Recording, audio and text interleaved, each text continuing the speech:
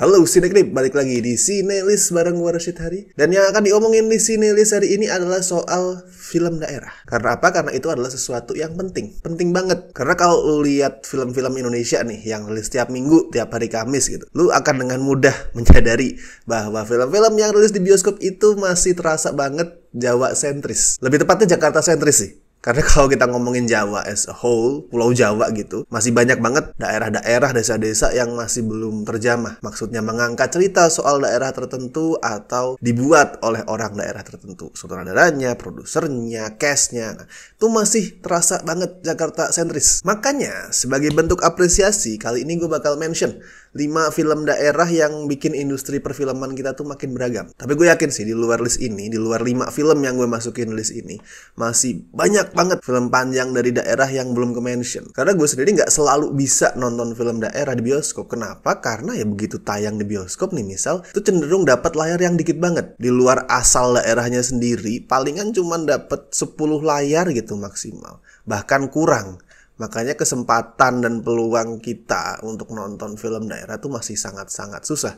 Karena itu tadi, industrinya masih Jakarta sentris. Bintang-bintangnya masih dari Jakarta.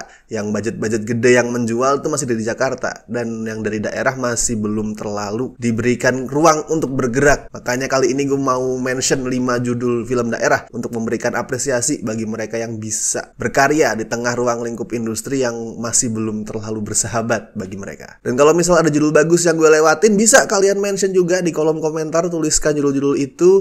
Dan misal tayang di streamingan, bisa juga kasih tahu ada di mana, di OTT mana, biar makin banyak orang yang tahu soal film-film daerah yang bagus. BTW, kalau soal pendefinisian film daerah gitu, sebenarnya masih belum ada definisi pasti sih, masih sangat rancu, sangat ambigu. Ya kalau mengacu ke pendefinisian asal negara sebuah film nih, itu kan bisa karena diproduksi sama PH suatu negara, atau dapat dukungan dana dari pemerintah negara tersebut, atau diproduseri sama orang dari negara tersebut. Nah, jadi gue mengaplikasikan prinsip yang sama ke list ini. Jadi bisa karena PH-nya bukan dari Jakarta, atau produsernya bukan dari Jakarta, atau misal PH dan produser Jakarta tapi mendapat dukungan full, mendapat dukungan finansial dari pemerintah di luar Jakarta untuk memproduksi film tentang daerah itu, bahkan melakukan proses syuting langsung di sana yang 100% di backup. Itu gue rasa masih bisa masuk film daerah. Oke, kalau gitu kita mulai listnya. Dan kali ini agak beda sebenarnya. Kalau biasanya kan gue bikin Sinelist tuh berdasarkan abjad tuh. Nah, biar variatif nih ya ceritanya,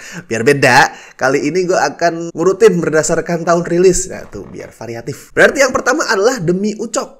Ini film yang rilis tahun 2013, karya follow up dari Samaria Simanjuntak 4 tahun setelah dia bikin film cult ya, film yang punya pengikut cult yang banyak yaitu Cinta. Demi Ucok ini semacam curhatan dari Samaria lah sebenarnya, sebagai anak perempuan Batak yang sama sang ibu itu dianggap baru sukses kalau misalkan dia sudah berhasil membangun rumah tangga. Padahal dia sendiri pengennya jadi sutradara. Nah, itulah curhatan yang dimasukkan di film ini. Dan Demi Ucok ini juga adalah film yang mengangkat namanya Lina Marpaung ya, alias Mak Gondut. Tuh beliau sampai menang FFI kategori pemeran pendukung wanita terbaik lewat film ini, dan kemudian di cast untuk peran-peran lain di film-film berikutnya yang agak-agak mirip, mengingatkan ke karakter Mak Gondut. Kalau yang pengen nonton Demi Ucok ada di Netflix dan Video. Fun fact sedikit soal film ini, tahukah kalian poster pertama film ini, yang ini nih, nggak lulus sensor karena nginjek kepala orang dianggap tidak sopan. Ada-ada saja lembaga sensor kita tuh. Berikutnya ada Uang Panai. Ini ngomongin film daerah nggak mungkin ya kalau nggak mention film satu ini. Uang Panai ini sempat bikin era-era sekitar 2016-2017 itu rame sama film daerah. Film daerah tuh mulai bergejolak banget di bioskop ya semenjak Uang Panai ini. Total penontonnya gue lupa pastinya berapa, tapi seingat gue tuh tembus 500.000. Itu sesuatu yang belum pernah terjadi sebelumnya. Sebuah film daerah, sebuah film Makassar tayang di bioskop secara nasional dan dapat 500.000 penonton. Makanya habis itu banyak tuh judul-judul lain dari Makassar yang tayang di bioskop. Misal ada Halo Makassar,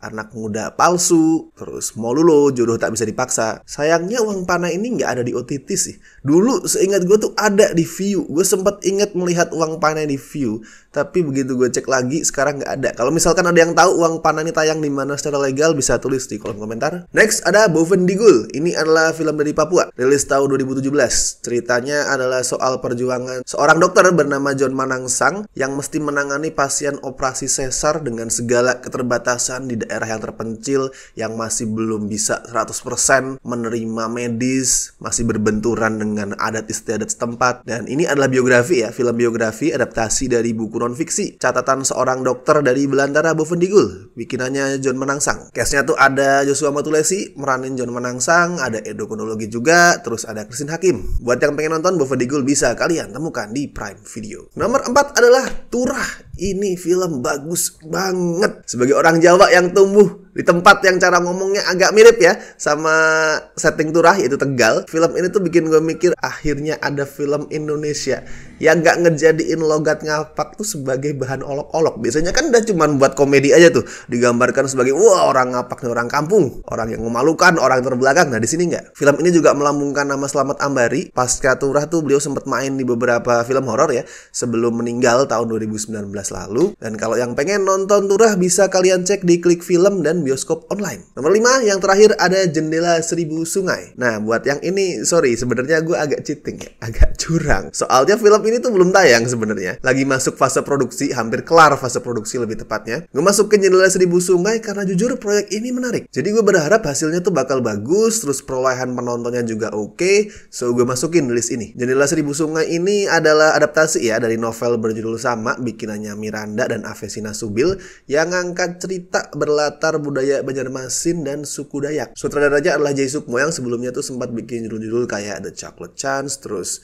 Catatan Akhir Kuliah, sama Love Reborn. Naskahnya dibikin sama Swastika Nohara yang sebelumnya nulis Hari Ini Pasti Menang, Cahaya dari Timur Beta Maluku, dan Tiga Sri Kandi. Terus cast-nya ada Bima Sena, Cheryl Magdalena, Halisa Naura, Ola Ramlan, Matias Mucus yang juga jadi produser kreatif. Terus duo Bapak Rock and Roll, Baim dan Aryo Wahab. Ada juga Agla Artalida yang jadi salah satu favorit gue di Kodrat. Dan ada juga the one and only Ian Kasela. Terangi dirimu dengan cintaku. Kayak udah gue bilang tadi, so far masih masuk fase produksi. Belum tahu tanggal pastinya kapan tayang di bioskop, tapi yang jelas tahun depan ya, tahun 2023. Dan setahu gue dapat support secara finansial full dari pemerintah setempat. Terus kru juga diisi sama orang-orang lokal, jadi masih bisa gue masukin ke film daerah. Dan pembeda utama Jendela Seribu Sungai dibandingin judul-judul yang udah gue sebut tadi adalah karena film ini termasuk film anak. Film drama keluarga bercampur petualangan yang memasukkan elemen kehidupan anak. Tepatnya tentang 3 anak yang berusaha menggapai impian mereka walaupun ada banyak tentangan gitu, khususnya dari orang tua masing-masing. Menarik ditunggu nih gimana elemen kultural Banjarmasin, elemen budaya Dayak itu nantinya bakal diterapkan ke cerita soal anak-anak. Yang artinya nih kayaknya elemen-elemen kulturalnya itu bukan sebatas pernak-pernik, bukan sebatas gimmick, bukan sebatas hiasan, dan bukan sebatas barisan pemandangan gitu enggak, tapi benar-benar memperkuat ceritanya. Semoga. Mari kita tunggu tahun depan. Oke, tadi adalah list dari 5 film daerah yang bikin sinema Indonesia lebih beragam. Sekali lagi, kalau misalkan kalian punya versi kalian sendiri, atau misal kalian mikir, wah ini film daerah yang ini bagus nih, tapi kenapa tidak dimasukkan di list ini? Kacau sekali. Tuliskan di kolom komentar. Pokoknya kita saling share, saling support untuk film daerah, karena sekali lagi, ini masih Jakarta sentris banget. Industri perfilman Indonesia butuh talenta-talenta dari daerah untuk memperkaya ekosistemnya. Oke, dan please jangan lupa like video ini, subscribe, dan misalkan kalian pengen ngebantu Sinekrip dengan memberikan donasi seikhlasnya bisa klik tombol super thanks di bawah. Gue Rashid Haris, see you in the next video.